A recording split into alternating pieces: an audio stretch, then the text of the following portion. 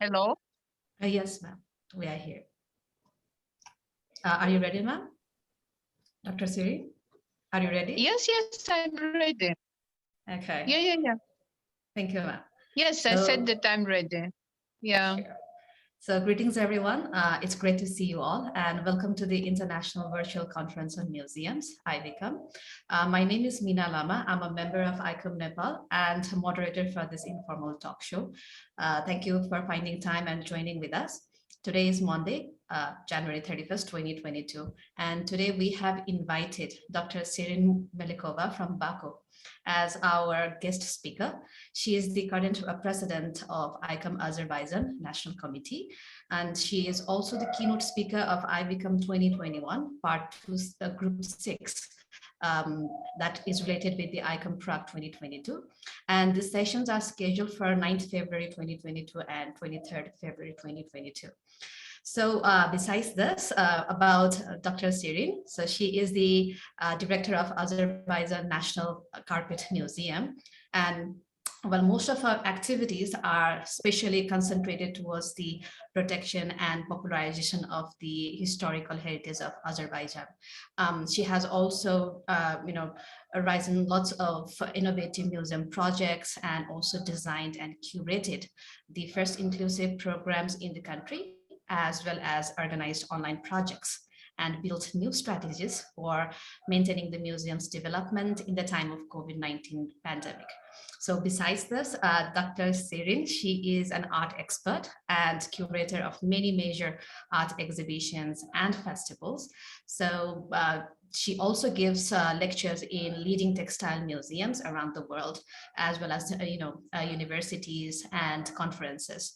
And she is the author of more than 20 books of various scientific publications. And like the major congratulation I think we have to give is that like she is re-elected as the president of ICOM Azerbaijan National Committee for the second time in 2019. Well, she was also awarded with the title of Honored Worker of Culture of the Republic of Azerbaijan. Well, now without further ado, let us welcome our our guest speaker. Welcome, Dr. Shirin. Thank you very much. Thank you very much for invitation. I'm looking forward to our conversation. Thank you so much, ma'am.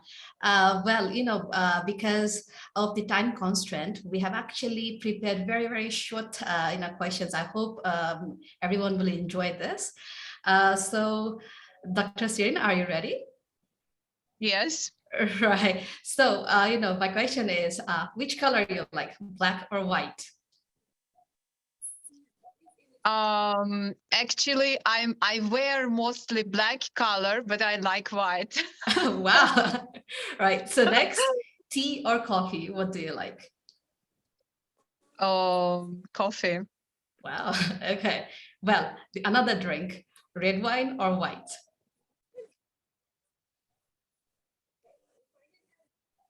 Red wine or white wine? Which one do you like? Tea. Then tea. Okay. Yeah, sorry, it's incoming call. I am on my phone, because today is day off in museum and we have some reconstruction works and my Wi-Fi is not working on computer, so I'm on my phone. Yes. It is okay, ma'am. Let me repeat the question. So red wine or white wine? I don't like wine. Oh, okay. So, okay, then let's shift to the next question. So regarding food, you like a vegetarian food or a non-vegetarian food? Actually, I'm very free. I like vegetarian food, but at the same time, I like fish and seafood a lot. Oh, okay.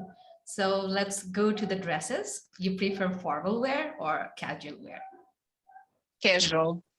Okay. So what about the vacation? Do you like to go to beach or mountain? Oh no, beach. Okay. So the next question is, you like books or movies? What do you choose? Oh my God, I like books, of course. I always reading books, but at the same time, I adore movie. Okay, This so is okay, if you have to choose, what will you choose? You'll choose books or you'll then choose I will movies? choose book. Yes, book. Okay. So when you are free, you like to sleep or exercise? Only these two options. What I would like? Yeah, when you have free time, would you like to sleep or would you like to exercise? Only two Oh, options. sleep. Right. So let's go to the pets. Would you like cat or dog? Cat Cat. person or dog? Okay, cat Cat. person. Yeah. Seems like we have lots of our guests who are like cat person, rather than the others. Well, with this, most of the questions that I prepared are complete. So if Okay. anybody would like to, interact with Dr. Shirin, so the platform is open for you. Shall we start with Dr. Dr. Than himself? So Dr. Than, he is from Nepal. He is the vice president of the ICOM Nepal National Committee. Hi, namaste. Thank you. Good afternoon. Good afternoon. Yes, So, Dr. Than, if you have any questions, please. what to ask? Just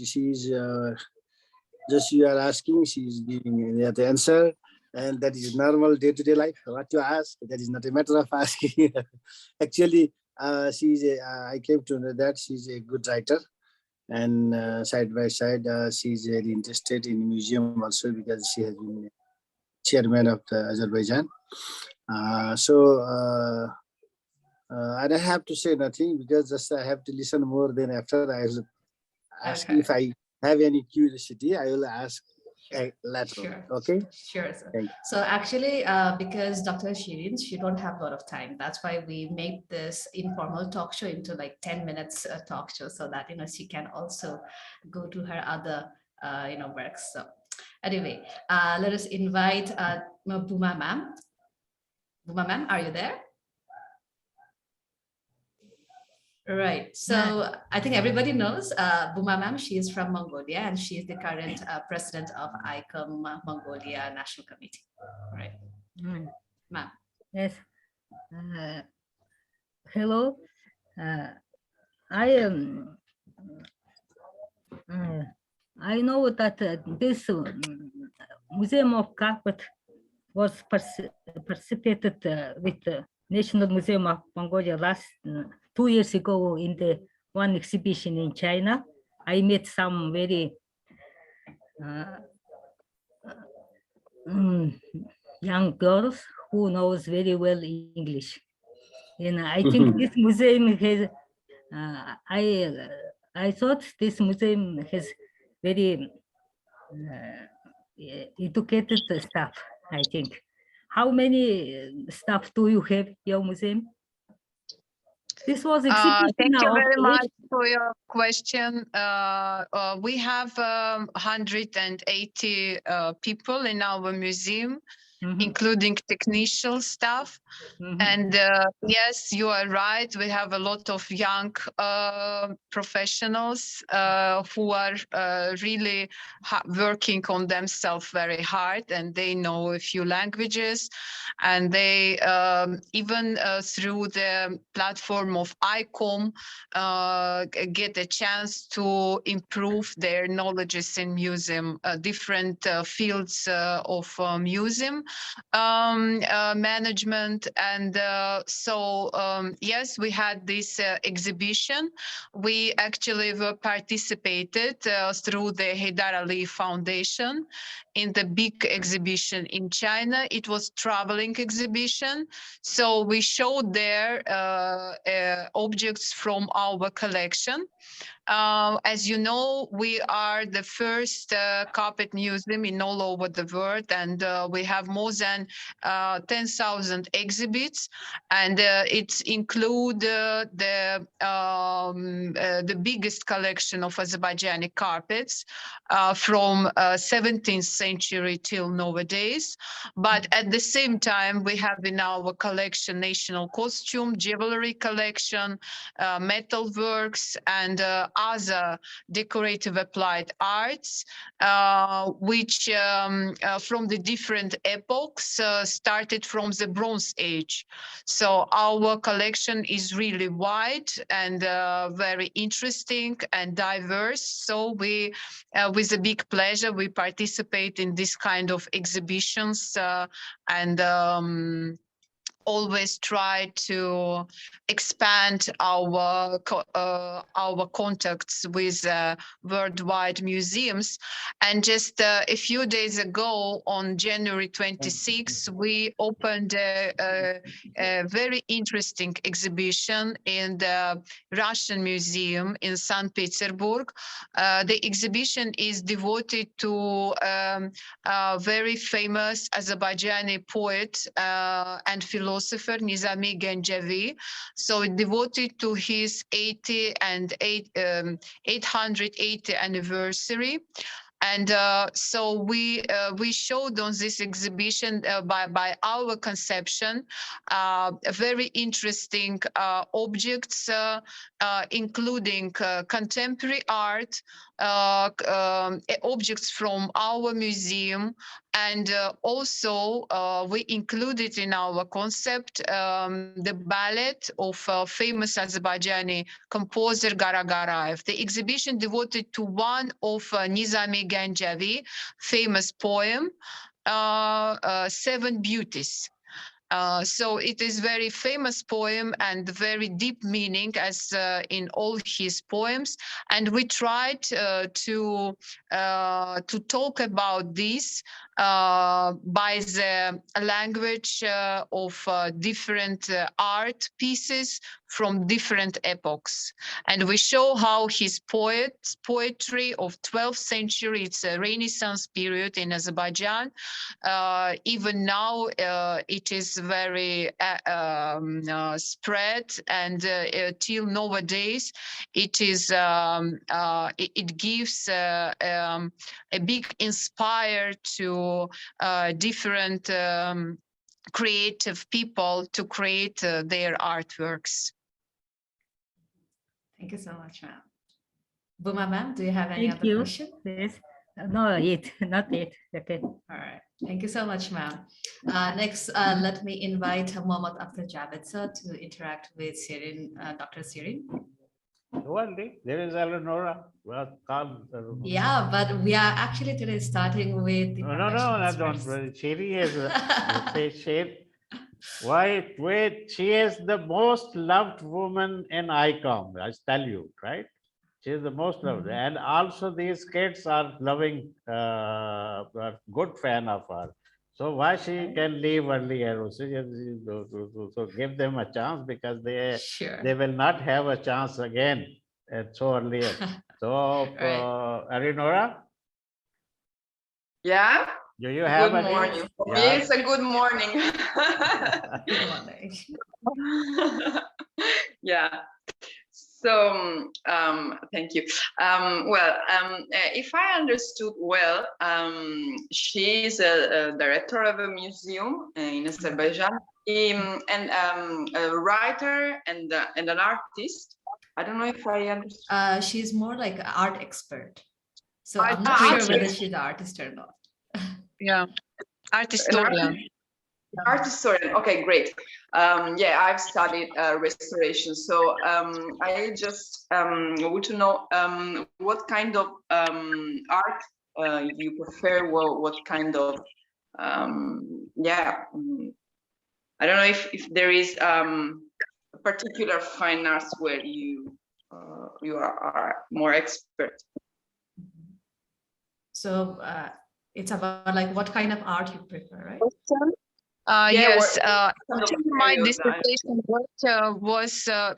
dissertation work was devoted to decorative applied art in Azerbaijan in medieval time, and it covers such kind of topics as embroideries, carpets, and textiles mostly. So I'm like expert in this field, but at the same time, during all my professional work, I'm work with the biggest foundation in Azerbaijan. It's Heydar Aliyev Foundation, which is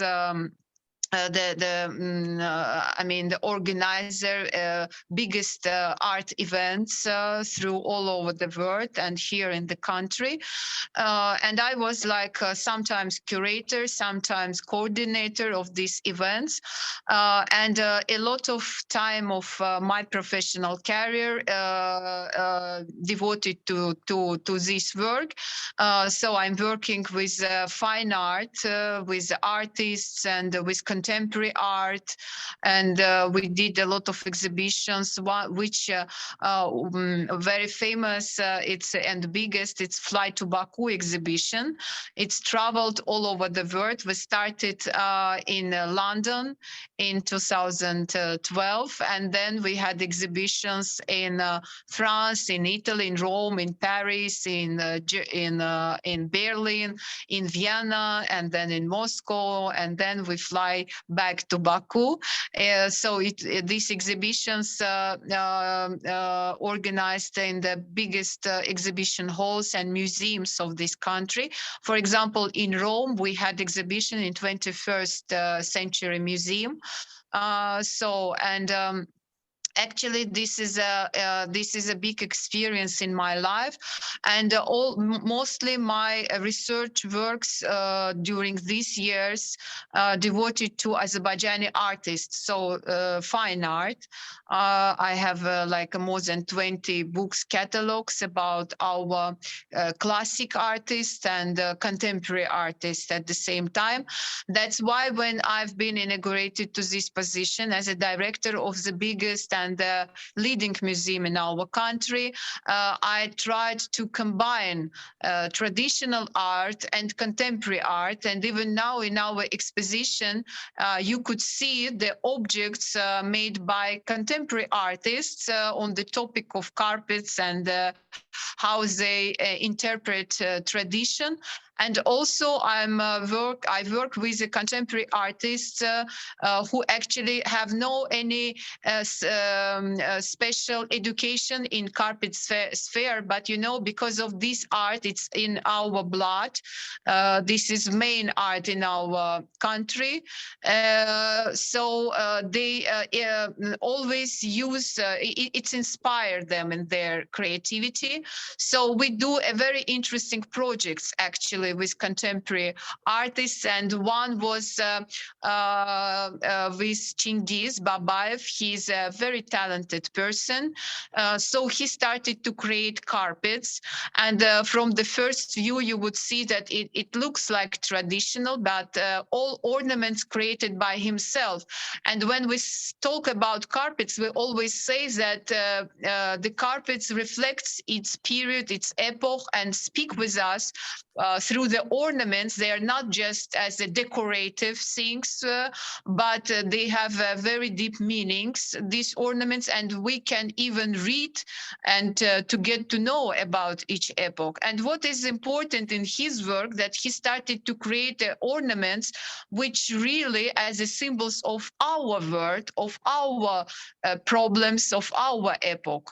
And this is very important for me because when I combine the artworks, the carpets of contemporary artists as a Chingiz and the artists who studied carpet, I can see the difference, because who is studied art as a carpet artist, they stuck on tradition. They just continue the tradition, which is of course very good. But I think that this art need to be improved, need to be developed, you know, in new epoch, and need to speak to us by the language of our time.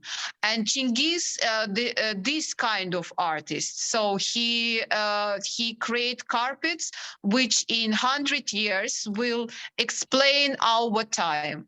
And we did very interesting exhibition in the Kazan Kremlin in July last year. And actually this exhibition, I think, will travel, because now we're planning to show it in Uzbekistan, in Tashkent.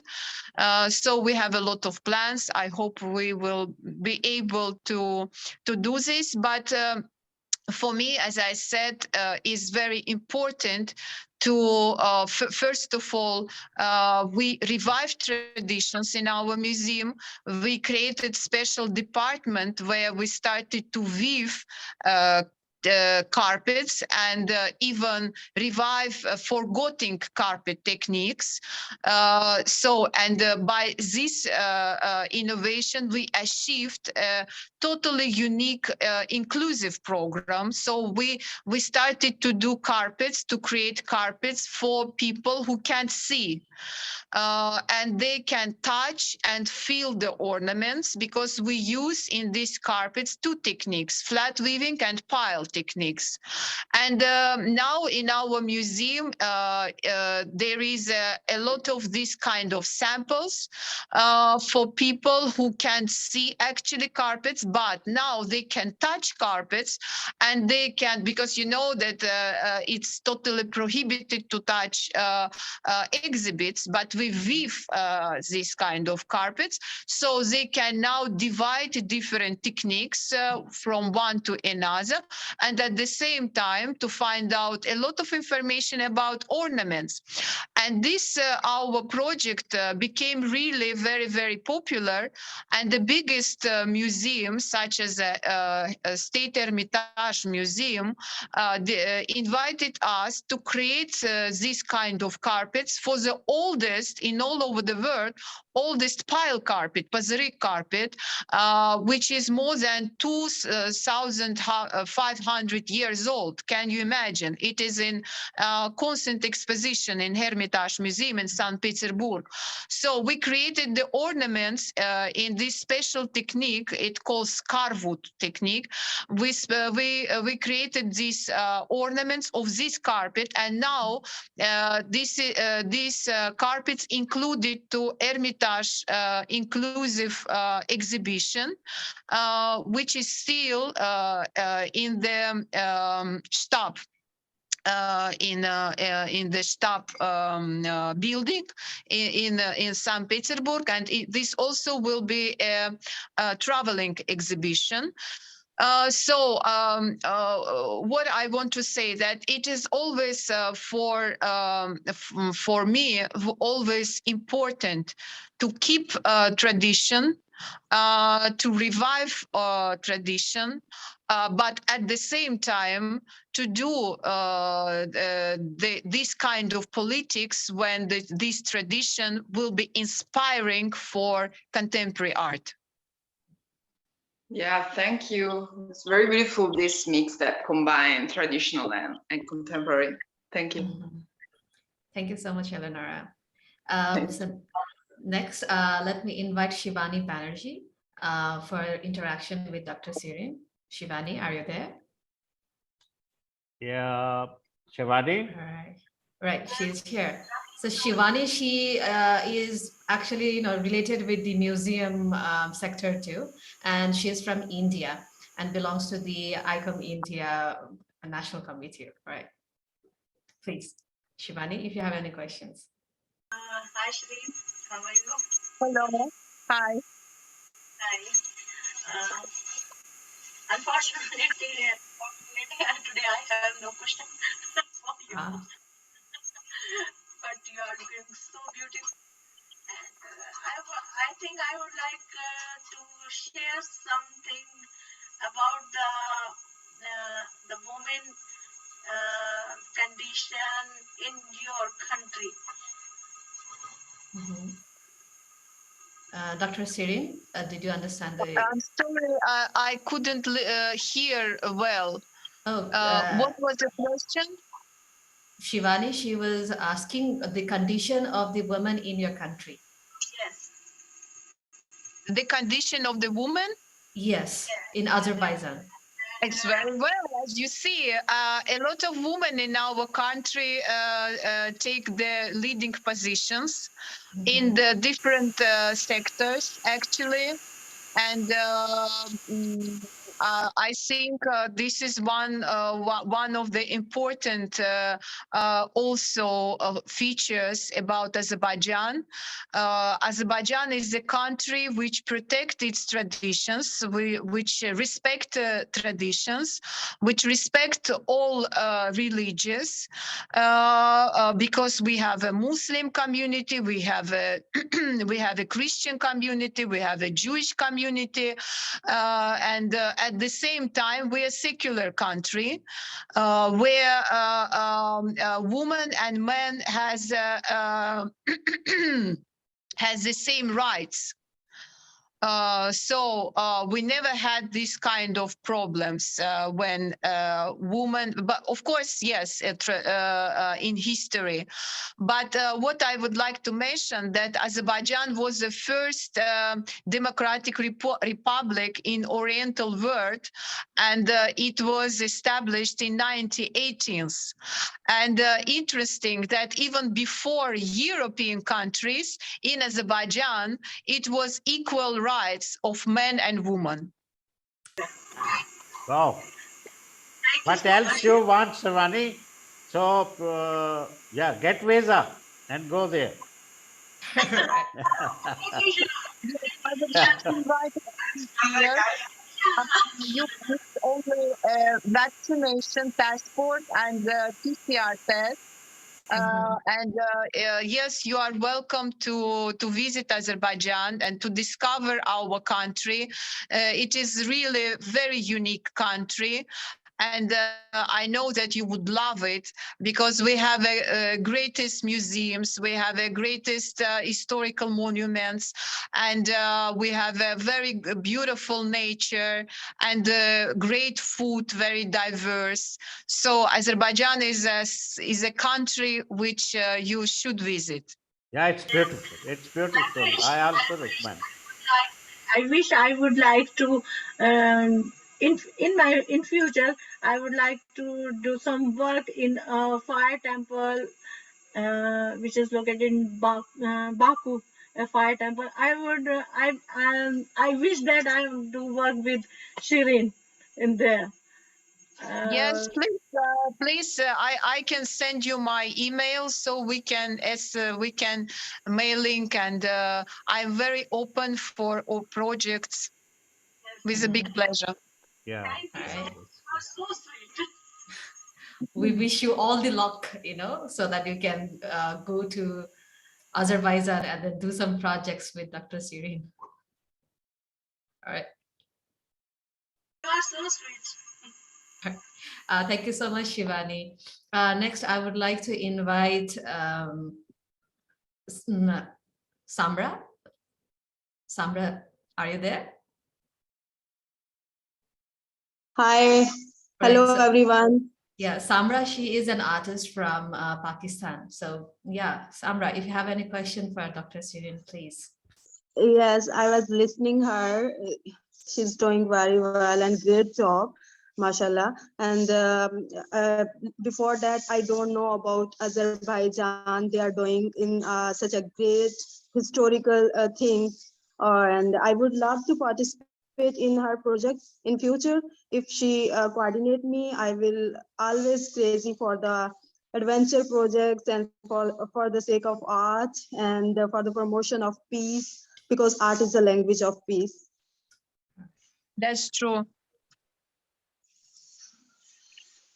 Thank you so much, Samra. If you have any questions, please, you're welcome. Yeah, I want to know in Azerbaijan, what's the future for art and art project? Because being an artist, I would love to know about the art exhibitions and the gallery, and she's working as an historical museum in a historical museum. So I want to know about her. What's the process to contact being an artist for the art project, and for the exhibition? Mhm.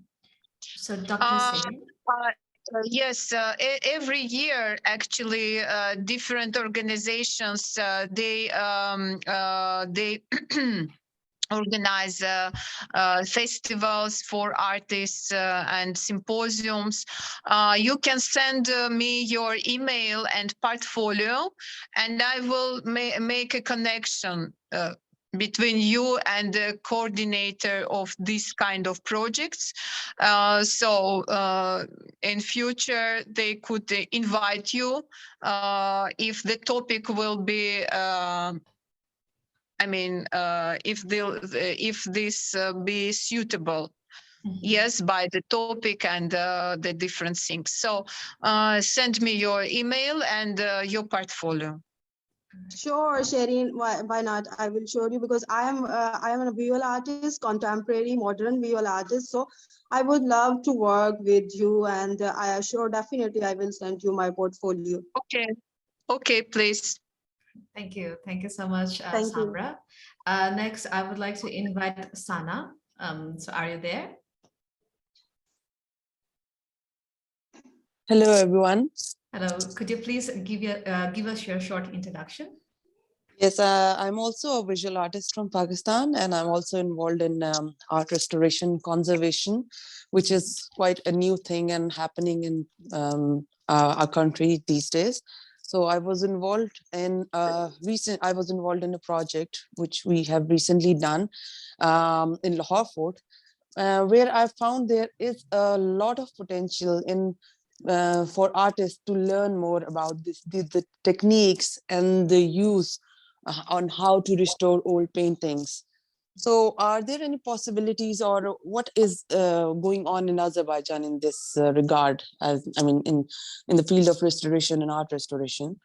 How it is going on there, and what is the scene? Dr. Shirin. Yes. Thank you for your question. Actually, this is very important question for now. Maybe you know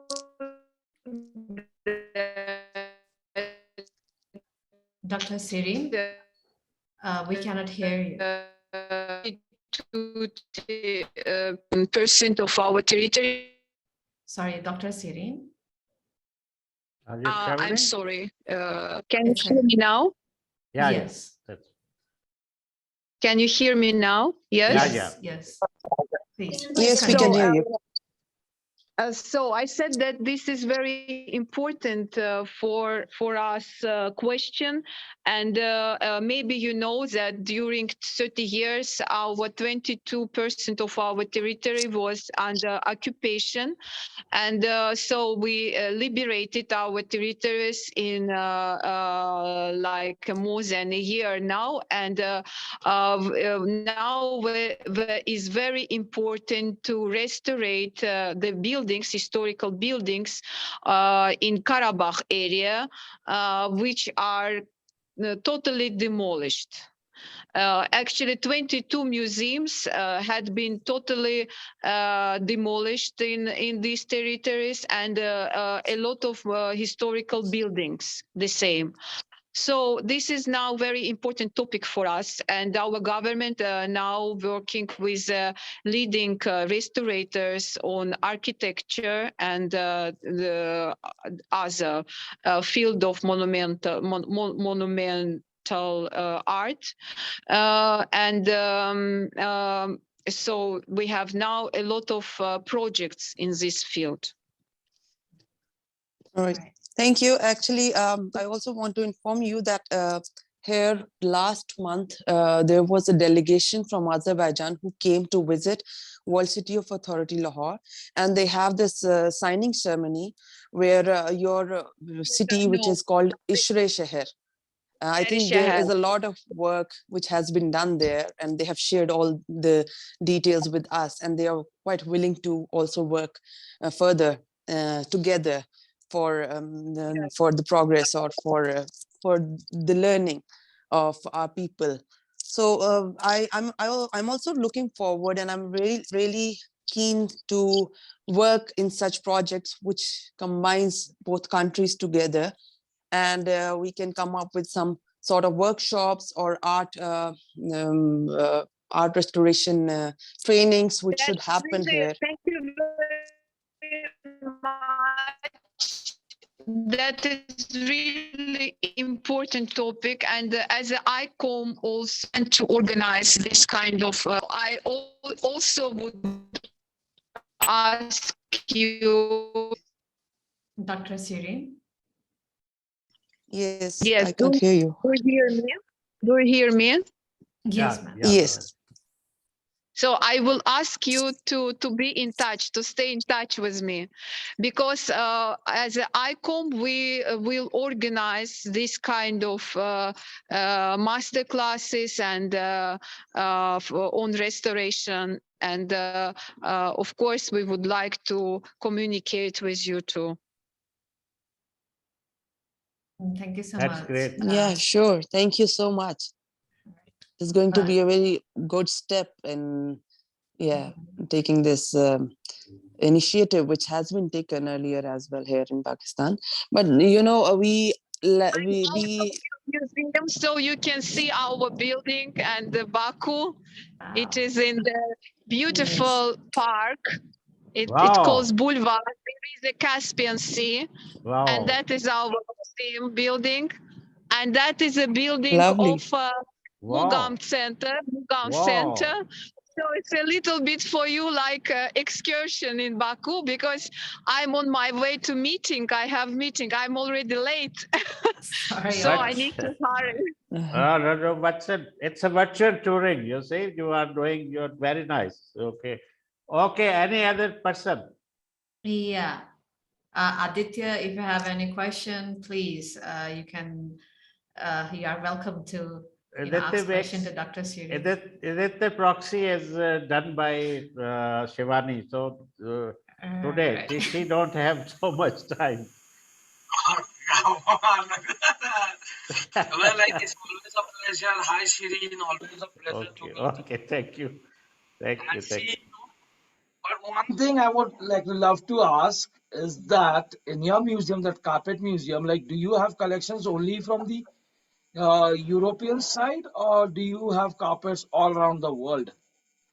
That was no. This is the biggest collection of Azerbaijani carpets. So this is our main focus, and the museum was created. To protect and to collect, protect, and for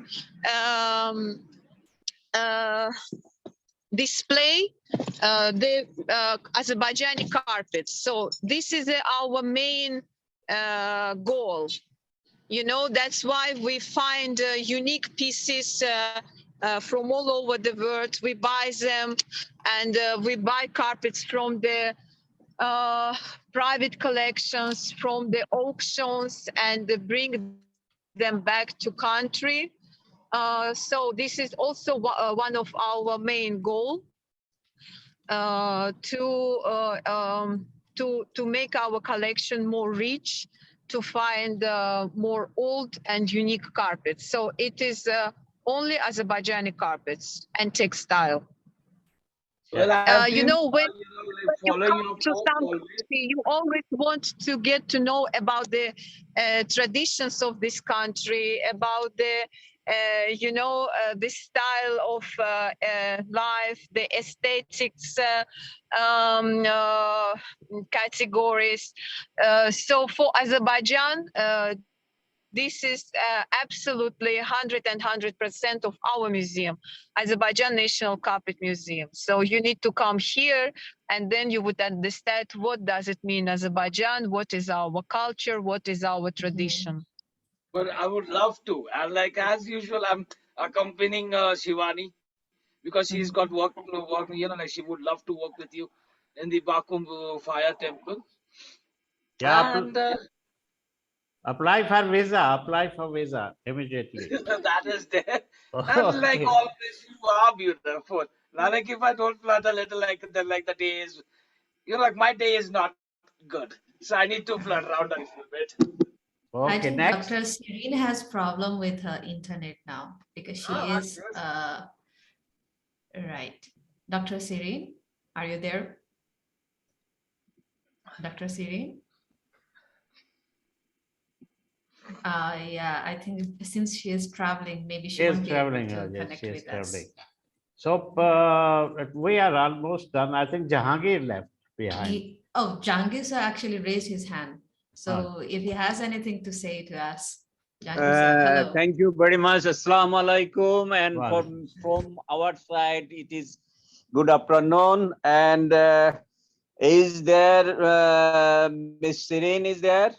No, Jahangir sir, she just left because she is Okay, traveling to oh, her meeting I have some destination. question to her. So thank you very much, everyone. And Mina, you are doing very nice If job. you have any Thank you so much, question, My sir. Jahangir, friend, Mr. Javed, you did and you are doing excellent job. You are communicating the whole world with Pakistan and other countries of South Asia and Asia. And thank you. Go ahead, my dear friends. Thank you. thank you. If you have any question for Chiri, you can message us and we can send them. I have to know only how many collections are there and how many varieties of carpets in their museums. Right. Okay. That was my question to her. Okay. Okay. So note, Meena, you may note. Yes, and sir, I get have done that. So reply. regarding the collection, Shirin ma'am was saying that they have thousands of collections. So exact number was not given, but Yeah. yes, we will send the question to Dr. Shirin and then get back to you as well as everybody. Yeah. So yeah, since Dr. Shirin is not here, so Javed sir, what would you like to do? Yeah, I think I will second Shiri that normally we people in South Asian countries, I don't know about the West, but in South Asian countries, we have programs of product development in our handicraft sections, you see. So I remember it's Bangladesh also doing that, and Nepal was also doing that, and there's a product development is a bigger assignments, you see. So which we have thought that it is just a exercise, nothing else. That's we are selling the carpet already, and they are why to make some development in that and all this. But she is doing the good thing, that she is taking the motifs, she is taking the cultural patterns, she is taking the jewelry patterns and then developing it and simplifying it and developing into the carpet and fabric design, for fabric and carpet design.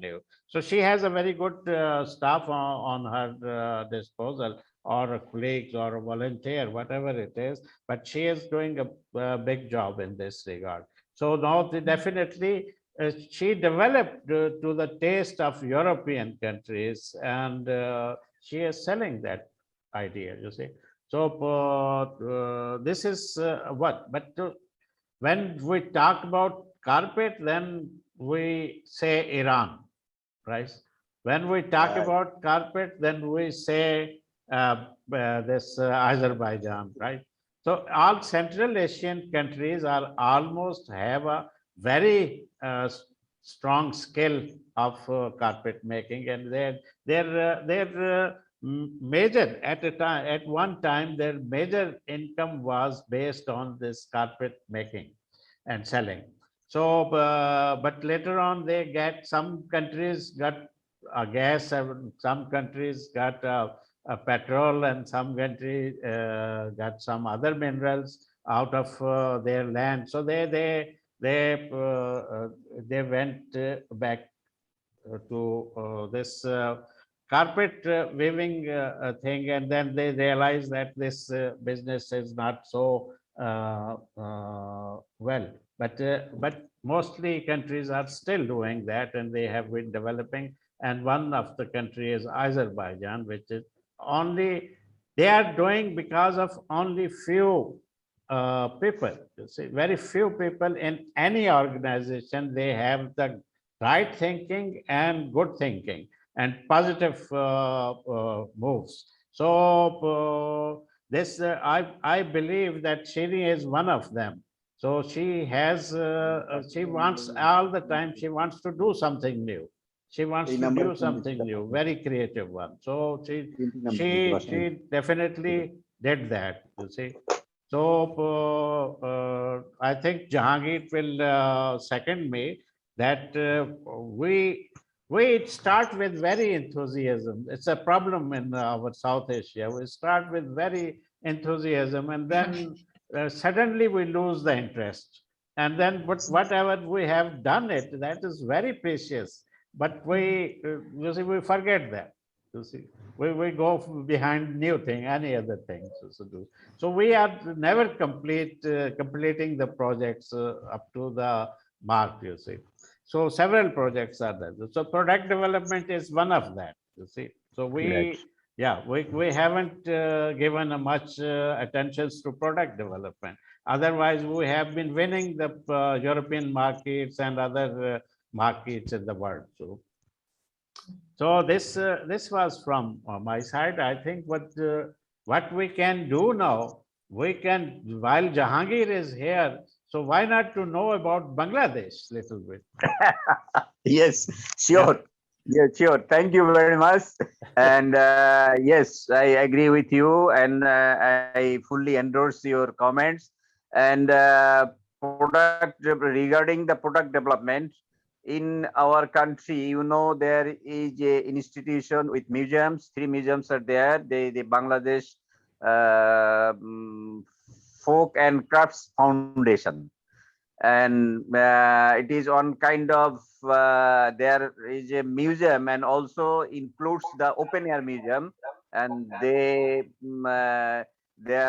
are provisions for production of shari, handicrafts and folk arts, and also our famous Jamdani, which is UNESCO declared the heritage. And in the foundation, Folk Art Foundation is very near from Dhaka city, only 20 kilometers far from Dhaka city. And it is a very good place, about 250 acres area. And they develop and trying to develop the production, and they export that production in the European country and America also. And such way, with the part of museum activities, the foundation is trying to develop excellent quality and design also. And they brought the artisan from the interior side of Bangladesh, and in the different parts of Bangladesh, they also doing such work, and especially the handicrafts and handloom. And they choose the best on artisan and bring them in the Sonarga area, and they rehabilitate there. They provide their workshop or shop like that, and they do their practical work there, and the people visit and can buy and can see the different varieties of works and quality. And in this way, and sometimes our national museums arrange some exhibition on that, and so that the people from the different part of the Bangladesh come here, and they prepare their shop and they show their exhibits, and there are some provision for the selling also.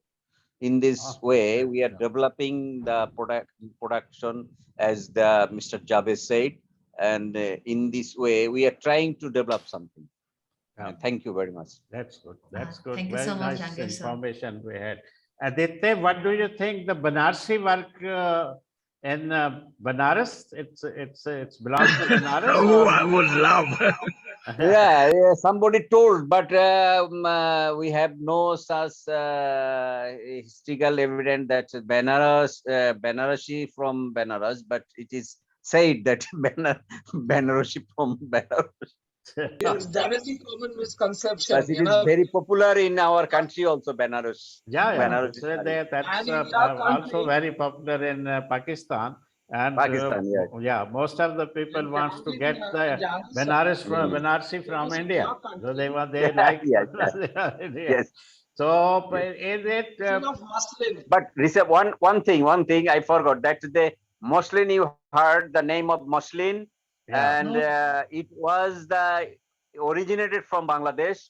Yeah. But Yes, on exactly, time sir. during Like the it was British the rule, the substitute of muslin was silk. destroyed, and the artisan of muslin was we don't found the artisan, but recently our some organizations are trying to rehabilitate the and reproduce Exactly for the the muslin, plants. and Yeah, some exactly. The plants activities silk already was done, not there. and we are trying, and in 2019 the Bangladesh National Museum, with joint collaboration of a private sector, arranged the exhibition on muslin, and we are trying to develop our origin of muslin in our country, and that's it will be a best work in our country also.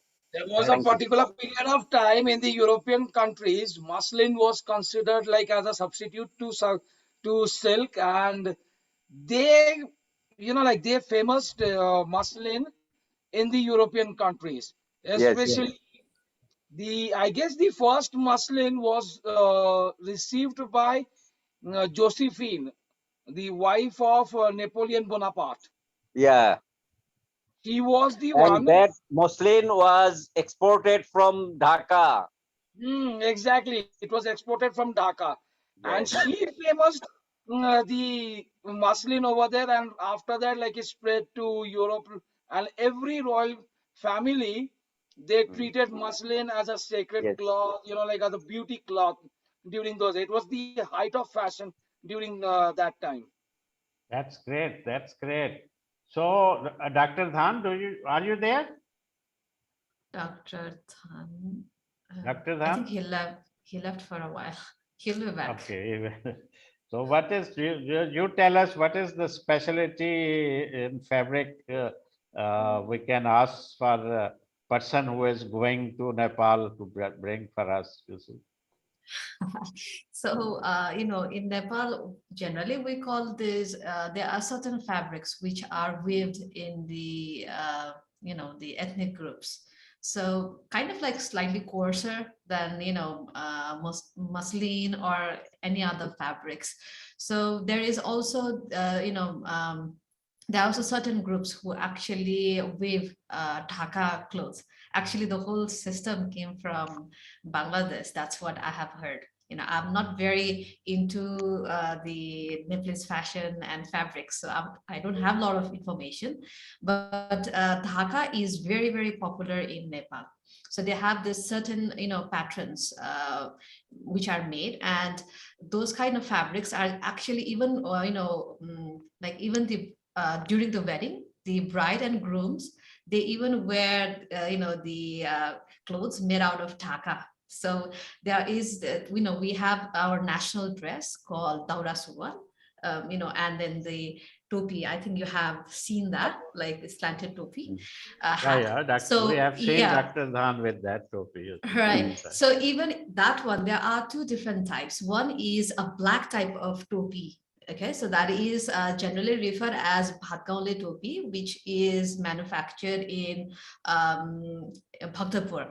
Whereas the other type of, the topi, the national, hat that is worn, it is actually made out of Dhaka, and we call it Dhaka topi.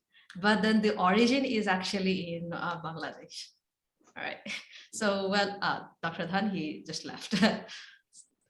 Okay, yeah, so that is there. Okay, thank you. And Buma, do you have something And, to tell this us? is the Nepali tupi. Yeah. Yes, we call it Practi- Dhaka tupi. Practical. This is from Yes. this is from Nepal. My friend from Wow. Nepal gave me. Ah. Nice. Right. Nice. Buma, Yes. what is the specialty in carpet in your country?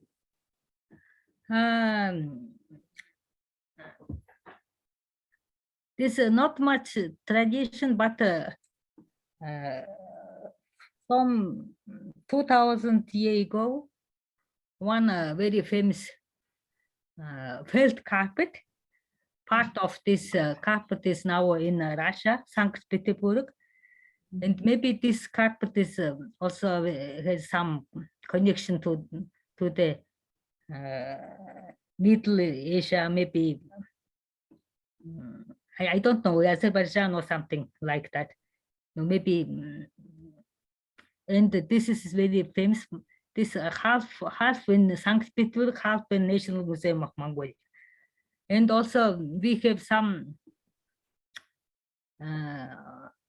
part of the Mongolian saddle in the horse. This is sometimes also carpet. And About the mid of 20th century also we had some carpet wooing. But I think carpet is maybe came from Central Asia, maybe to Mongolia, maybe. We had some carpet learned from China, maybe mid of 20th century. I met, no, if compared with the Azerbaijan, not strong tradition, I think, carpet. Yeah, we cannot compare with Also that. for camel, we have some carpet on the back on the camel. As Arabian country, we have some carpet also. Nice. That's But great. I know some. I know that our new museum in Mongolia, this museum called Museum of Chengdu Khan. This our government is building a new museum. They want to also bring objects from around objects which is related to the 13th century of Mongolia. Yeah. They want to make copy for Mongolia because they want to collect some monuments or artifacts, copy of the artifacts to Mongolia from around the world. Also, they especially interesting Central Asia or maybe Uzbekistan or Azerbaijan, maybe.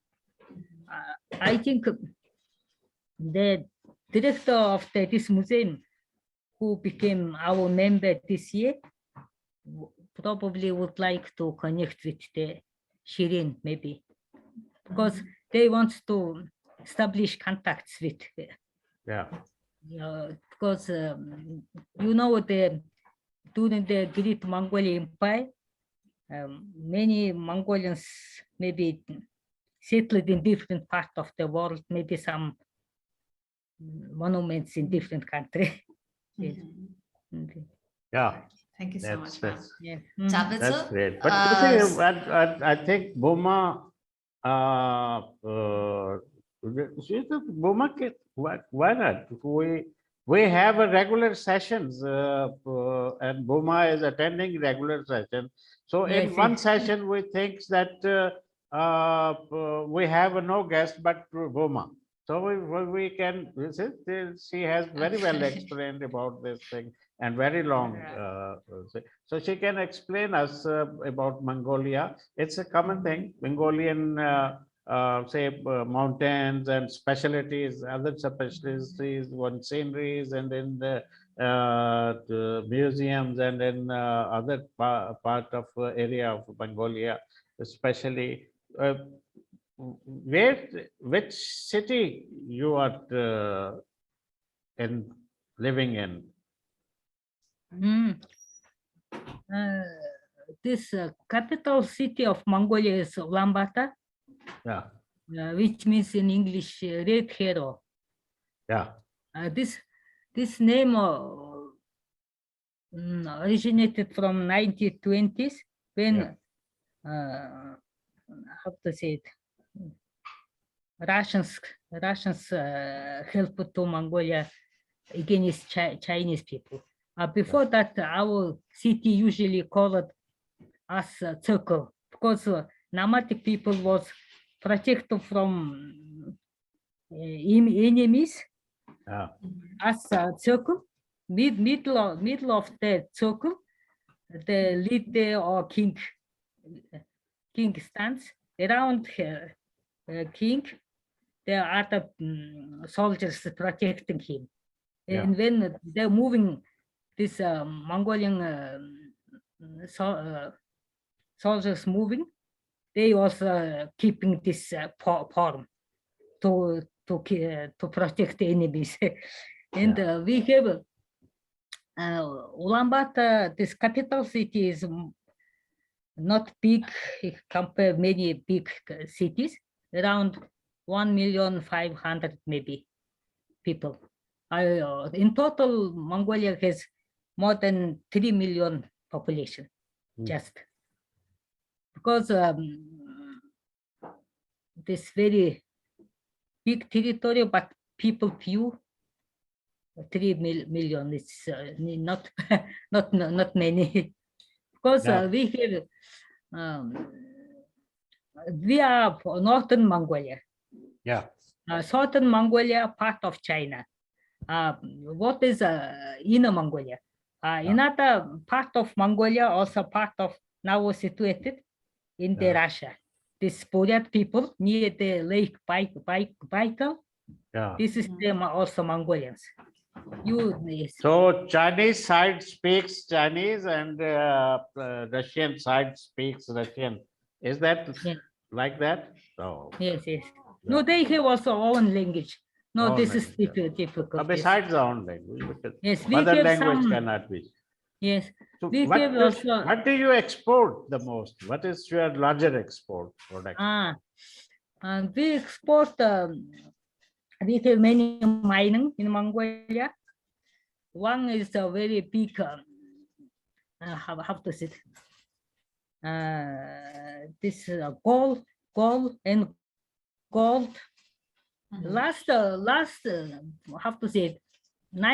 From 1990s in Mongolia, many minings from different countries. Gold. Yes, mining. Gold mining. And gold, and also have to this thing do that. This made in Russian made. I don't know in English. This is very big. Maybe it will be fifth big mine in world will be operated in Mongolia in Gobi. Because this is the big Canadian company. So also what is the major profession in people of Mongolia? What is the major profession? Also, I want to say we also export. Our export is the Kashmir, or I have to say Kashmir. Kashmir, like the from the fabric, right? Sheep wool. Sheep wool. Pashmina. Factory. Pashmina. Yes, Kashmir. Big factory we have. This is technique of the Japan.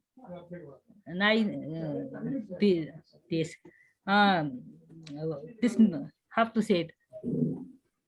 Mongolians was, you know, the nomadic people, but in 20th century, some half people settled. You know this, and during the socialist time, we had many factories. Built many factories with assistance of the former socialist country, but 1990s when Mongolia became democratic country, they said this factory is not not effective, and now many people are herds people, still lives in the countryside. Many people working as traders. this is, I think, not good thing that Mongolia is now not much producing. My dissertation, I did a doctor dissertation 1999. Yeah. My dissertation topic was as I have to say it, cooperative. You know cooperative?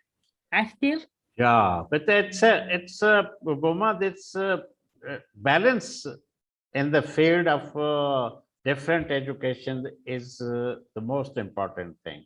So if you make some universities and colleges, those are not technical, or they are not giving the education, they are not educating on wool, this pashmina or whatever you're saying, which, or on coal minings and all these things. But the most of the universities, they are producing the students, those have to work in offices. So they are the clerk, you see, producing clerk. So everyone is a sahab log. So sahab log can't work, you see, cannot take the products out of earth. It's very mines. No, now you I have need to some say, experts on that. So it's how many universities do you have in Mongolia? oh, many, because during the 1990s, the working class, you know, working class who is working in factory, they became not popular, and many young people want to be intelligent. Intelligent, have to say it. They want to sit in office. And before, this was a boom of the universities, institutes, and more than 100 was. Now this is still in Mongolia. During the socialist time was literacy was, all people became literated. And how to say it, we are in the mind, some European do influence of the Russia, you know. In the 1990s, this more relationship, good relationship with America, Japan, now more good relationship with the Korea. You know, Mongolia, between the two big countries, Russia and China, we have to be friendship with many countries. Have to say it. No, that's China is intended to make a Silk Route more stronger, you see. So that's there will be a two-way business in between the countries. So so you are at the foot edge of you are at the border of China. So the nearest one. So they wanted to establish that Silk Route first. Well, the Silk Route is already established, but they wanted to make it a more effective, you see. So maybe I don't know. Now we will have gas pipe through the Mongolia from Russia to China. We will have. That's this year was signed. Agreement between you are Mongolia important people. You see, you are very important people. So that's why. So. Meena, do you have to yes, say sir. So Shivani, she has actually a question to Jangir sir. She is asking about Dhaka silk, you know, the ones which passes through the ring. So Jangir sir, if you are there, please help us know more about the Dhaka silk.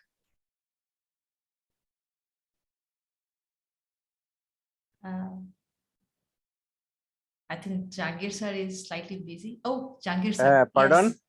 Pardon, repeat, please. Okay, so we have Shivani who would like to know about Dhaka silk. Dhaka silk? Yeah, the one which passes through the ring. Dhaka silk, actually, there is, we do not know, but we have no Dhaka silk, but silk is famous, is our one of the district Rajshahi. but it is famous in our country, and this silk is also export from Dhaka. I think that's why the people are calling Dhaka silk. But actually, the origin place of silk is from Rajshahi area, and we have the handloom board, and their handloom board is there, and they produce the excellent variety of silk. And as Dhaka is the capital, all products come here, and the main market is Dhaka. So from Dhaka, the silk exports from Dhaka to all over the countries, all over the world. So and if she want to more details, I have to collect more information, and then I can supply it. Sure, sure. Shivani, are you okay with the answer? Or if you want more, we can request Jahangir sir to do more research. Thank you, sir. Thank you. Thank you. All right. So, well, if anybody would like to share anything. Javed sir, Aditya, we have a new attendee, Sikdar. So if you have anything you would like to share, please, you are welcome. Oh, thank you. Actually, I am on the bus, so that's why I couldn't open the camera. But it was very interesting to listen all the experience in different part of the world, especially the Mongolian experience. We had relationship with Mongolian people also. Because sorry, let me. Sorry to interrupt you. Could you give us a short introduction of yours? Where are you from? Yeah. Okay. I am Shigda Julkarnain. I am from Bangladesh, and I am associate professor at Department of Archaeology at Jahangirnagar University, and I am member of our national committee, ICOM National Committee, Bangladesh. And yes, I was doing my PhD in Hong Kong on museum and identity politics. And I am in the middle of my work actually. And actually I'm a listener. So most of the time I try to listen what other people say. So it was very interesting to listen different experience and Jahangir Bhai, he was also telling about the silk, Dhaka silk, and especially the silk is producing at Rajshahi, and also the moss-leaf. Actually, the thing that Shivani was asking that is maybe that was related to our textile like muslin, because it was like the silk was actually going through a ring, a small ring. We can pass a long silk in a small ring, and we can put a matchbox. We can put all the silk in one matchbox. Wow. So it was very fine. Yeah. So still we are trying to have more, get more information regarding these crafts, and research is still going on. So maybe we'll listen more from our future researchers. Yeah. Thank you so much for sharing. All right. Yeah, thank you very much. Yeah. Right. Actually, once Sikdar sir said, yeah. Oh, yeah, Shivani. Yes, I would love to more learn about silk for Jahangir sir and Mr. Mohammed. Nice information, and thank you so much. All right. So, like I actually remembered one of the news that I, read few days, maybe even weeks ago. So it was actually about this silk sari. which can fit in a matchbox. Matchbox. You know, like that. I think that the Yes, origin yes. was in Dhaka itself or India. I'm not like very sure about it, but I read about it. You know, where the silk sari can actually fit within the matchbox itself. So, yeah. Yeah, it was Dhaka silk actually. Oh, wow. Yeah. This is very interesting, you know, because I think we will have less luggage, luggage bags if all the clothes could actually fit within the matchbox. In India are very famous and very in an aristocracy to wear Dhaka silk sari is a very famous, and the women would like to first choice to Okay. wear Wow. Dhaka silk sari. Mm-hmm. So Do you know the price? What's the price? I think it may be, I think it tells the Mr. Mohammed or yeah or Jahangir sir. All right. Maybe even Sigdar sir can tell us, like, what's the price do you think would be of the silk, this scarf or a sari? Very interested, you know. Because if I ever go to Dhaka, Bangladesh, I would love to buy them, you know, which can fit within a matchbox itself. Yes, I can say the price of silk. Yeah, it is varies from 25 US dollar to 200 US dollars. It depends Wow. on the quality. And Mhm. as the Sivani said, they so far I know, as I am not working, I was not working about the textile, but silk, Dhaka silk, originally, so far I know, there is no factory or production center in Dhaka, especially.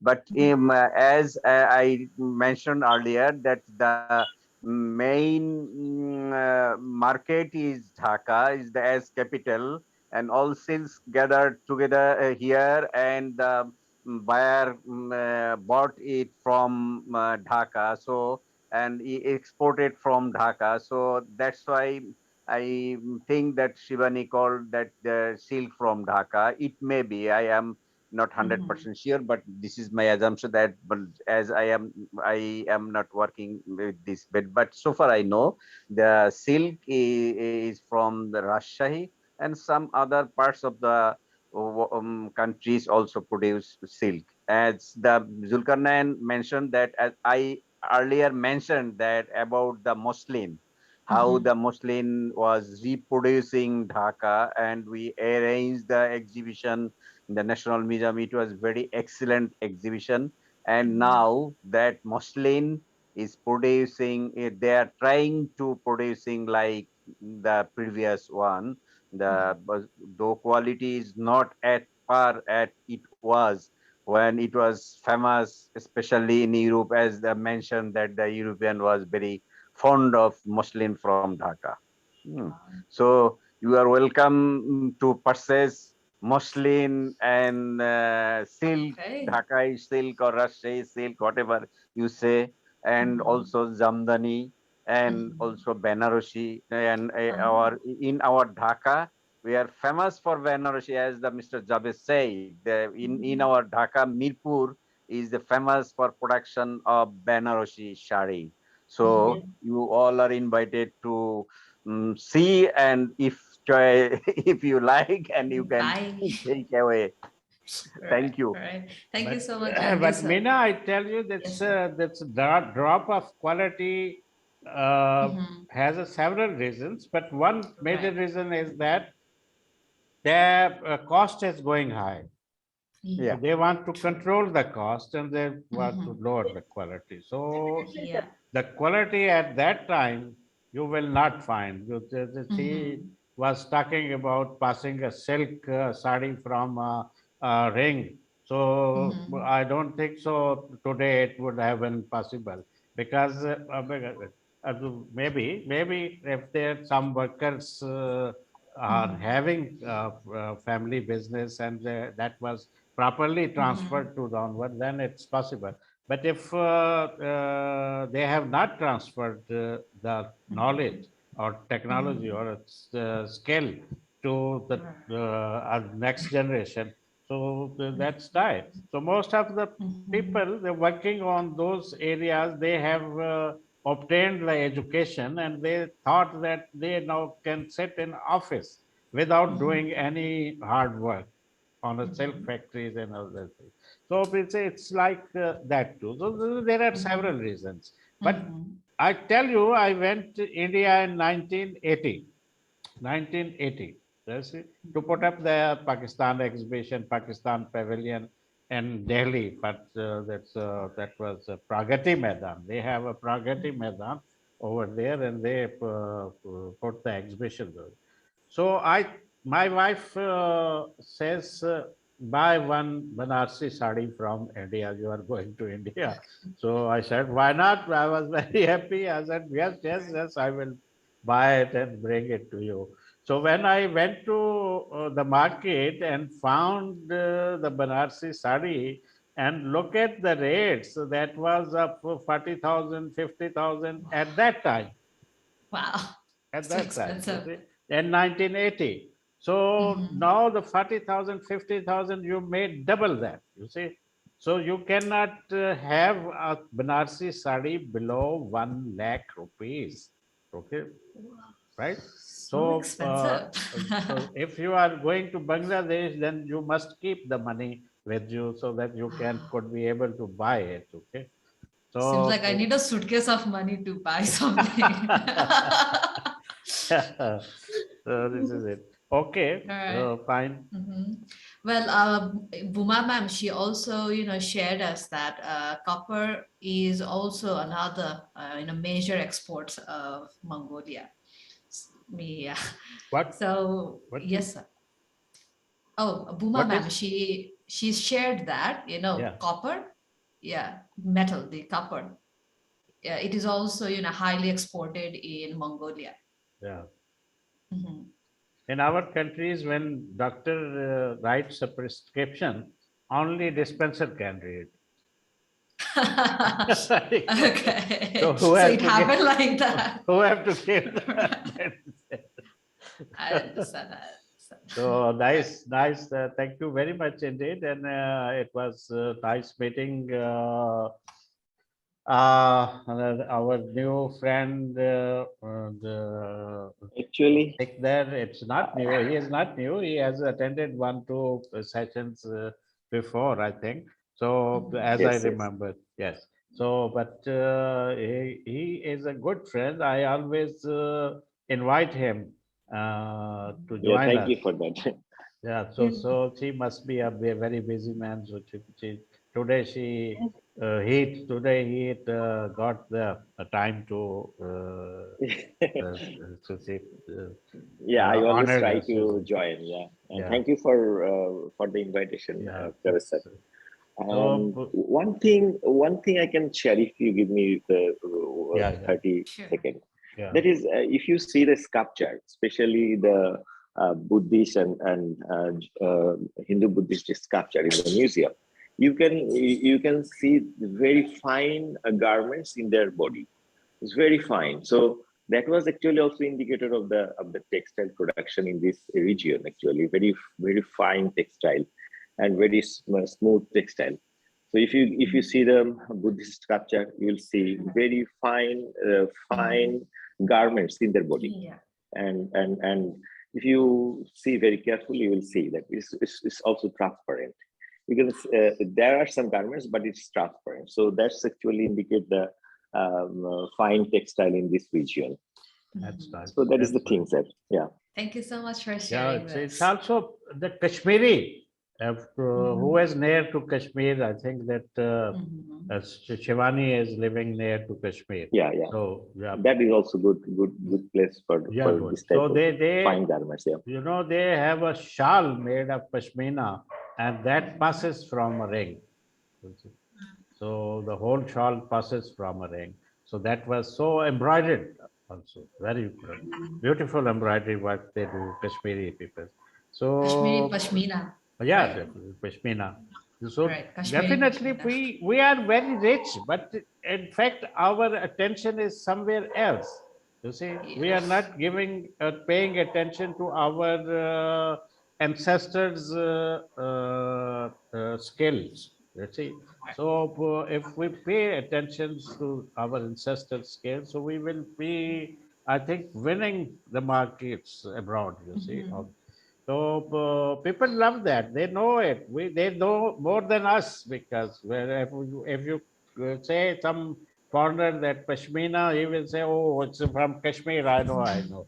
So they know it, but we fail to know that. So they given us a program. So our product development, they given us a program for product development, but we haven't take much benefit out of it. But hopefully we will do it one day because the the conditions are and the status of this world is changing very fastly. So the minerals and fuels will be out of fashion, you see. So that will not be there, and definitely most of the people who have the job, they will lose job with them. So many things will stuck up, and until unless the new source is not there. So we have to slowly, we are coming down. We have a load shedding here. You have a load shedding in Nepal. And maybe Dhaka also, this East Pakistan must be having a load shedding crisis. So we are passing through this crisis and they are pushing us backward to us. You see, our factories are stopping and our many things run with electricity. Those are stopping it. So only internet is because it's battery charged. So you charge the battery and you can play the internet on the laptop. So this is the facility. So thank you very much indeed. Aditya. Yeah. Sir, I tell you something very मतलब ये एक दिलचस्प चीज आपको India के बारे में बताती हूँ about the Banarasi saris and silk saris in specially in Hindu community. मुझे ये बताओ, तुम्हें आदित्य ने गिफ्ट की है बनारसी साड़ी कि नहीं? Yes, yes, I have 2 sarees. उसमें से 2 तो हैं, लेकिन दोनों तुम जहेज में लाई हो या आदित्य ने दी हैं लेके? स्पेशली यहाँ पे क्या होता है कि अगर मतलब किसी ब्राइड को बनारसी साड़ी मतलब कि मिलती है ससुराल की तरफ से और सिल्क साड़ीज मिलती हैं, तो लोग मतलब कि ये अंदाजा लगाते हैं कि हाँ भाई जिसके यहाँ लड़की जा रही है शादी होके तो वो एक मोटी पार्टी है.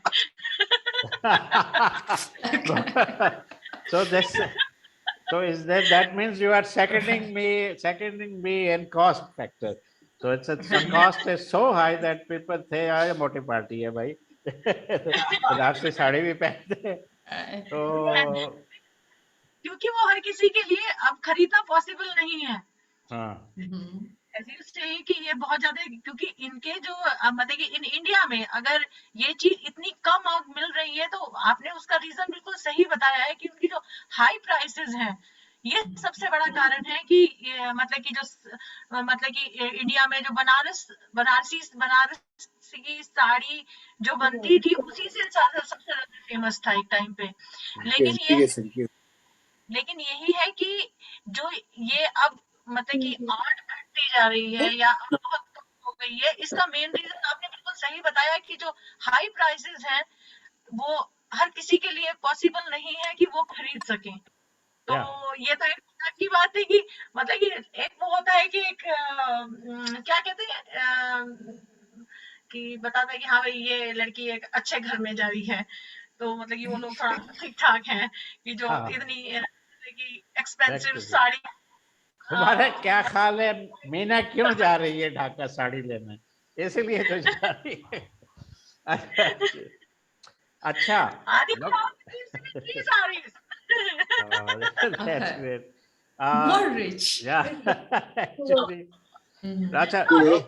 no, in fact, there is one other thing is famous from Benares. What is that product? Do you know that, From Shivani? Banaras. Anji? Do you know there is another product very famous in Belarus? Yes. What is that? What is that? What is that? Like I forgot. I think Banaras की तो बनारसी साड़ियाँ हैं. अब तो काशी विश्वनाथ ज्यादा famous हो गया है, बाकी सब तो पीछे छूट गया है. I think Banaras Khat is also very popular. No, that product will retain, whether it is Banaras people selling it or not, but that will retain till the last day. Okay. So what is that? Well, people say ulte baans Banaras ko. Banaras की Ulte मिठाई? baans Banaras ko. You are selling the baans, bamboo to Banaras. Banaras Khat, right? Bamboo. Yeah. लेकिन bamboo. You see? एक चीज और है sir India में जो lost हो चुकी, मतलब कि जो बिल्कुल लॉस्ट होने की कगार पे है इन टेक्सटाइल इंडस्ट्री में, वो है Chanderi. What is that? Chanderi just like as a embroidery और फॉर्म एज ए साड़ी. क्या तो एक चंदेरी साड़ी होती है जिसकी एम्ब्रॉयडरी होती है, जिसमें वो एक बनारसी टेक्सटाइल है, बनारसी स्टाइल है, एंड चंदेरी स्टाइल अलग होता है, which is mostly use in Maharashtra. Maharashtra, MP, जो यहाँ पे जो एक पैटर्न जो यूज होता है साड़ीज में, वो होता है चंदेरी. तो लेकिन ये चीज भी अब एक मतलब कि कहते हैं लॉस्ट कगार पे आ गया है. अब बहुत कम जो है हिंदी बोलने को मिली है तो तुम हिंदी में ही बोले चली जा रही हो. तुम्हें ये भी पता नहीं है कि बूमा बैठी है. जहांगीर भाई है.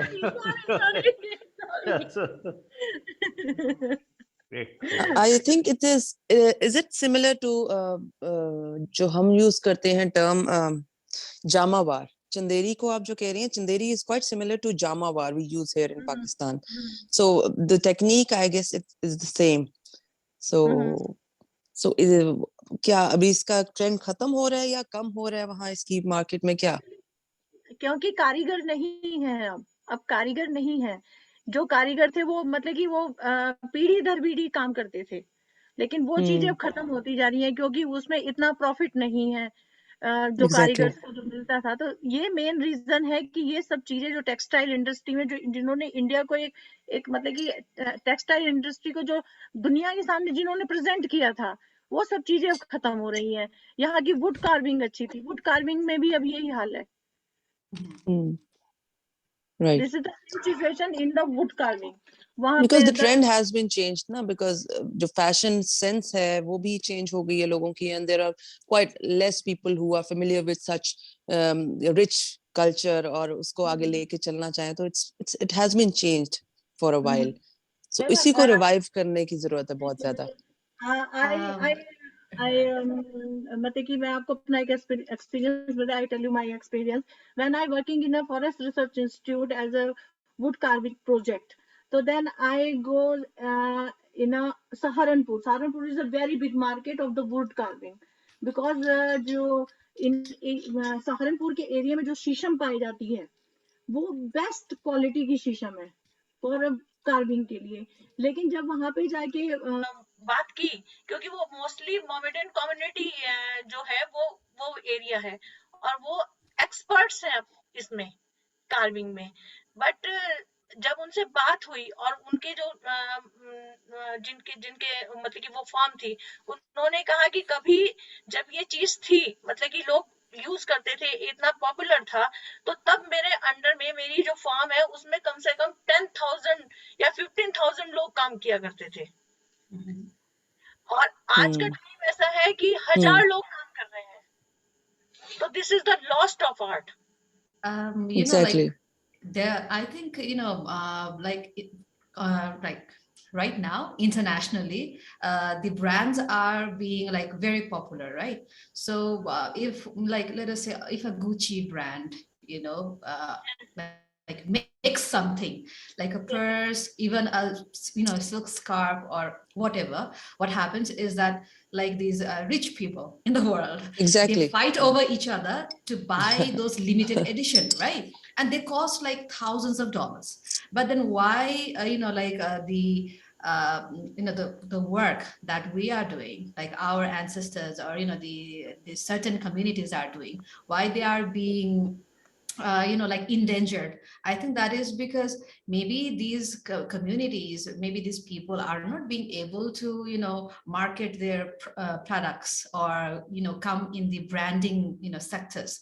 I think if let us say the Banarsi sari would receive, like, it has its own branding, because even in Nepal, Banaras sari is like very popular, you see. So like, because of that reason, there are so many brides from Nepal who goes to India just to buy the wedding dresses, you see, like the Banarsi sari and then others.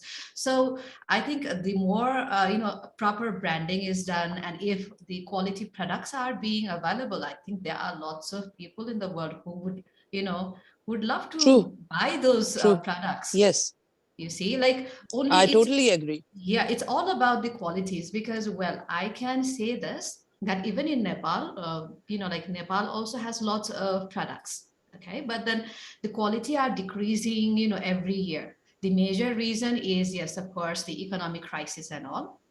And the quality that we could find about like 25 to 30 years before, the same quality we cannot find anymore, whether we call it like in the bronze, like, I mean, statues are very popular from Nepal. It was always popular, I think, even before like a 15th century. Nepal always exported like the statues and bronze items all over.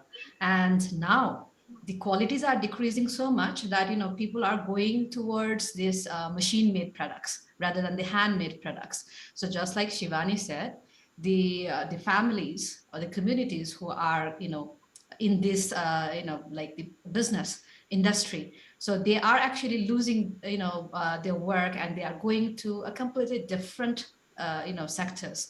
So I think, yeah, like, if there is a proper process of branding, and then the if the qualities are maintained, because in most of the Asian country, what I see is that the quality control is very, very poor in our country, whether it is food, whether it is fabric, whatever we say. The quality control is the major problem. Then comes the the marketing, then comes the like the branding and all. So there are a lot of these things which has to be properly checked and then followed.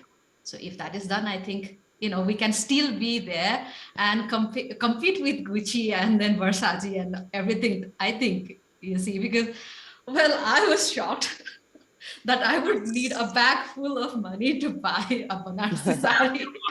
I was not expecting that.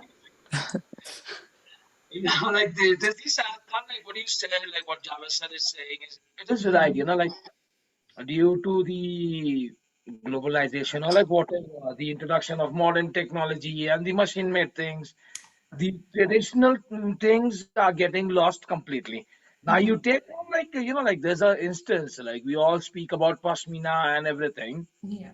but I just want to add that in Pakistan, like the ajrak, the shawl, which is made typically out of like the base ingredient is of is a like it's of cow dung or like a camel dung, Oh. but that thing gives ajrak the truest value, the intricate designs and the process of making it, like it's limited to a certain group of families. There used to be a large scale of like of ajrak shawls being famous all over the world.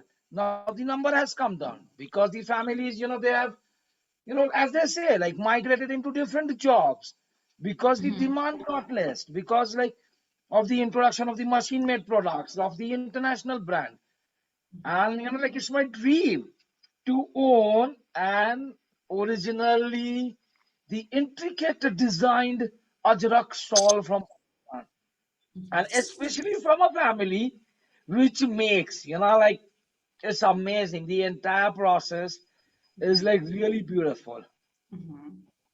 So has, like any of the country actually faced this case of masterpiece, So, well, whatever the popular brand, international brand prepares, generally they are referred as like the masterpiece products.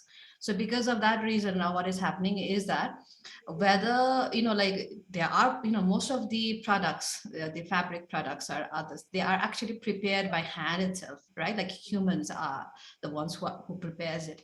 But then, well, people talks about the brand as well as the masterpiece, like the, as we are discussing about this, right?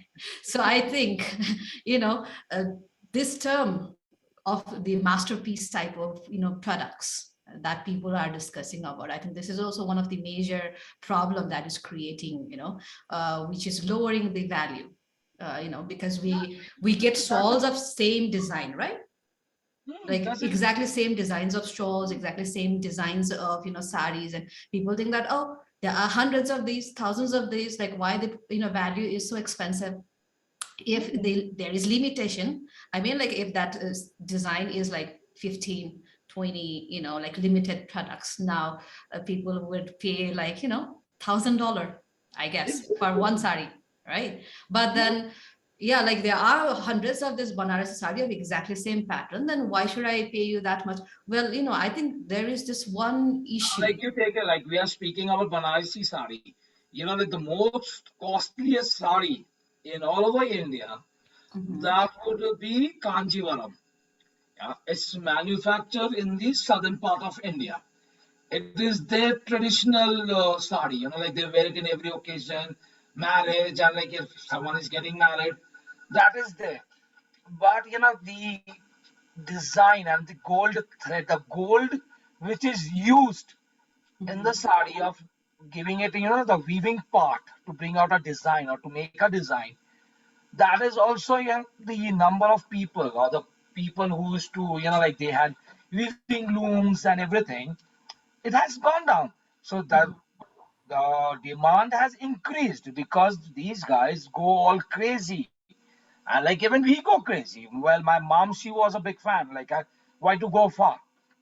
But the cost of it is like it starts from like 20, 25,000 and it goes to 1 lakh, 1.5 lakh, like it goes up.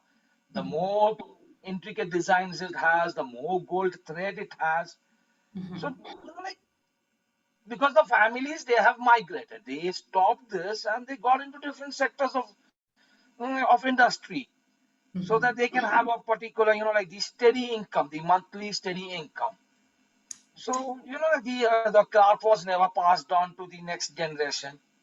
And if it was passed, these guys, they don't practice because it takes time to make such beautiful designs, designed sari. So that's, like because of this transformation and the modernization, everything has just gone towards the south. Everything just gone. Not exactly south, maybe, like west. Okay, now the program. The process of making of these types of sari is a traditional. Javed sir, finally you're back. Now the program time is. Yeah, it's finished. So yeah, like before we go, I need to inform you all that the informal session of the 2nd February has actually shifted to the 20th, and our next informal program will be on the 5th February. Okay, and the guest is actually Ozma Bhatti from Pakistan. All right. Yeah. So I hope you all will be there. Yes. Yeah. Great. Javed sir, so would you like to, wrap up the program, or what would you like to do? On 5th, I think that's. Yeah, but keep it secret, I think. Okay. Secret for now, because Ozma is not here right now. Ozma is not here. Ozma heard that she has a session on 5th, so she went and started preparing slideshow. So she is Think so. busy there. So she's busy. No worries. But, Yeah, that's yeah. This So has been amazing exchange of thoughts today, and it's really beautiful. All right. yeah, exactly. it's Yes, it wonderful. is. I'm really happy that you, particularly youth, are taking advantage of this program. And I'm trying to bring some senior people like Puma and Dr. Dhan and Dr. Suresh and Dr. What was her lady? That's the lady name. It's Nagwa? Dr. Nagwa, Dr. So Bhamini, why not? So and like Oh, Dr. I mean, Yeah, you can Dr. bring Bhamini, and then Dr. some Shiri now. Yagnu. Dr. Shiri, how did you find Dr. Shiri? oh, Dr. Sirius, he actually texted me, and I forgot to tell you all this, that, she has apologized that, she was late for the meeting. Yeah. So she left So us we will, early. yeah, we will definitely listen her on 9th and hopefully on 23rd too. So she has an excellent knowledge and experience of doing the things in a right way. In a right way. That's a difficult thing. You are doing, everybody is doing something. But Yeah. whether he or she is doing in a right way or not, that time decided. So yeah. Understood. So, but she has proved that she is doing right way, because in her country she is very important person. She is involved in fashion shows, she is involved in carpet business, she is involved in jewelry designing, she is involved in art paintings and all these things. So without her, I think what happened to Azerbaijan? So if she is engaged somewhere else, so Azerbaijan will drop down immediately the scale. So, but I believe she is doing her job very nicely and very perfectly. So such kind of things are here. When you listen them, you learn them, you share them with them, and then you make a decision that what should be, how should you move on your way. So you decide your ways by looking these experts and seniors. So I'm thankful to Dr. Bhuma and Dr. Dan, though those are our permanent member now. So see, they are our permanent senior members, and we have to seek any advice we wish. We must seek advice to Bhuma and Dr. Dan. With these words, I thank you all participants who have been very patiently discussing the issues, and somewhere language-free issue, because it's informal show, so language-free.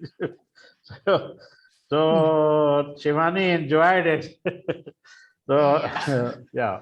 So we yeah. I have so many aspects about to say about the lost tradition, art, and मतलब कि जिसको clothing industry, because this is the if I discuss in the silk sari and chanderi sari and all this type of, because the main specialty of this thing in which I know, they are not as Jahangir says that there is no any factory.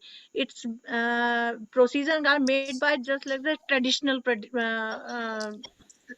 type of methods, which is our khudi. We says the khudi and Yeah, we can look, we use the term cottage industry. Cottage yes, industry, yes. So yes, these cottage. khadis, there are several khadis in our country Yes, too, still working. yes, Khatak, khat, yes. khatak, khat, khatak, Cut, khat. cut, You cut, see? cut. Yeah, the I want sound to comes clear out. one thing, Yeah, Mr. Javed. yeah. I want to clear one thing to Miss Sivani, that she asked is silk is sari. Yeah. Silk Yes. is saris, but sari made of silk. Silk is a media. Yes. Yeah. So she asked is it the silk is shari? Yes, silk is not shari, but shari is made of silk. Yeah, silk And is a so medium. many other materials, Yes, and yes, that cotton and special threads are also used for shari. So silk shari is made of silk. That is the silk shari we say. Okay. yes, yes. Thank you. And And sari and thank lady. you. I want to say goodbye to you all. Bye, Okay. sir. Yeah, thank you. Thank you. Thank you. Thank Thank you you Thank so for much. giving us, Thank you. sharing Thank you so knowledge. much. It's a great pleasure to have you here. You see, so we learned a lot, definitely. So in Sorry, future, I we am hope just in future you keep joining us, because we still want to learn about Bangladesh and many of things related to Bangladesh We also to products and learn. We everything. also everybody should learn, and we also want to learn about you and all over the countries, all the other countries Yeah. also. Thank you. Yeah. Thank you so much. Thank you thank so you. much. Thank you, sir. Thank you so Thank much, you. Javed But sir. So But Shivan, sir, yes, Javed sir, a phrase very famous in India for sari and lady. Can I say? Very Pardon? Sari which great. You नारी said sari which sari है साड़ी है Sari तो and नारी Nari. है तो नारी है तो Sari sari and Nari. Nari. Very famous in Sari yes India. Nari. yes yes And Sari is Nari is the absolute word. It is woman. what we say onga ongi bhave jorito. It is each other component. yes Yes, sir. Yes, it's laughed a lot too. Sari. Sari. yes Sari is sari sari. Okay. Yeah, Nari wears sari. Sari. Nari, Yes. no. Yeah. Sari is Yes, yes. woman. Very yes Sari. but we And say That is use very. Sari. That we is Not say only very valid. made, they also use Sari. yes Where? Sari Okay. So you have a one composed share. This is the poetry. no it's a famous Yeah. it's a famous phrase sari which नारी है कि Okay, नारी goodbye. Sari है तो Bye, नारी है कि sir. Wow. नारी है Thank you Okay, so thank much. you. Bhuma, do you the people in the girls in or women in Mongolia, they do wear sari sometimes or not? No, we have Ah, national day we call them. No yeah, sari. not. Day. No, sir. Yes. This is Aspen, how to say it. Yeah. Sometimes no, many made from silk. Ah, Maybe some from China, some from yeah, India, maybe. yeah. Yes. Yeah, No, now we Chinese can silk also from Japan. Chinese Wow. silk. Chinese silk is very say economical. It's there's not much high cost of Chinese silk. I went there and I asked. There was one scarf I wanted to buy, and silk. So printed silk scarf that was costing me only 400 rupees. You see, Pakistani 400 rupees. Yes, So silk is very different. Yes, yeah, very different. so the Chinese silk is not so expensive, but From definitely, Taiwan also. Taiwan. yeah, We have Taiwan and Japan. Japan. Yeah. Japan must be expensive. Yes, Japan and India also we have. Yeah.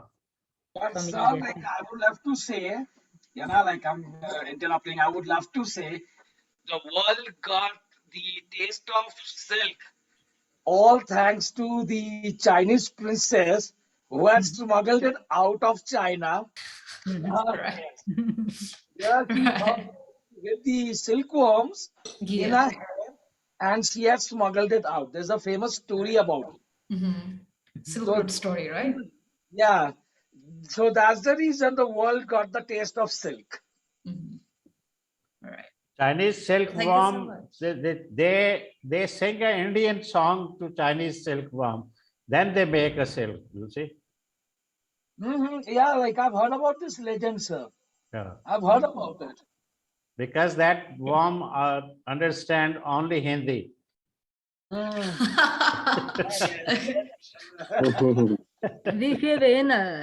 have in Ulaanbaatar a shop from India also, Indian shop. Yeah, yeah. It's beautiful. It's beautiful, ma'am. All right. So it was nice today that Shivani has to left earlier because that Shirin has to left earlier, and we had a time to make chit chat with Boma and also with Jahangir Sahib, and definitely you participated very well, and also Sikter, which is we learned from him a lot of new things. And then this is the time to wind up, and I would request Meena to take over this. All right. Well, thank you so much, everybody, for being with us. And yes, we would love to see you on the 5th February 2022. Yeah, with this. Right, 5th February 2022. Right. So everybody, thank you very much for being with us, and have a nice day. All right. Thank you so much. Thank you. Thank Bye-bye. you. Thank you to Bye-bye. everyone. Thank you. Bye-bye. Bye. Going to end.